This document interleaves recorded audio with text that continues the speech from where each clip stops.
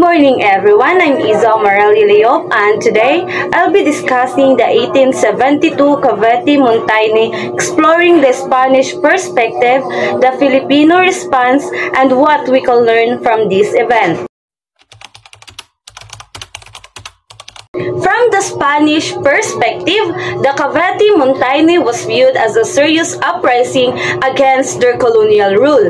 Governor General Rafael Izquierdo believed it was a widespread conspiracy involving educated Filipinos, mestizos, and priests. Aiming to overthrow the Spanish government, they saw it as a direct challenge to their authority and a threat to their control over the Philippines.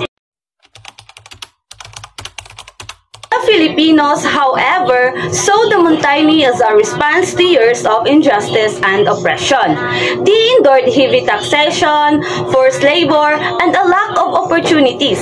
The Montagne, through localized, symbolized their frustration and desire for change.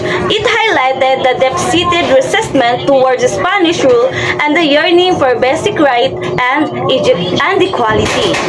Reflecting on these two perspectives, I've learned the importance of understanding multiple viewpoints when examining historical events. The Cavite Montagne teaches us that what one group sees as a rebellion, another might see as a fight for justice. It's crucial to recognize the impact of historical injustice and strive for a more equitable society.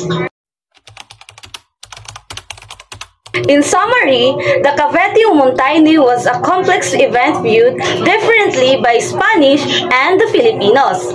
Understanding these perspectives allow us to appreciate the nuance of history and the ongoing struggle for justice. And that's all. Thank you.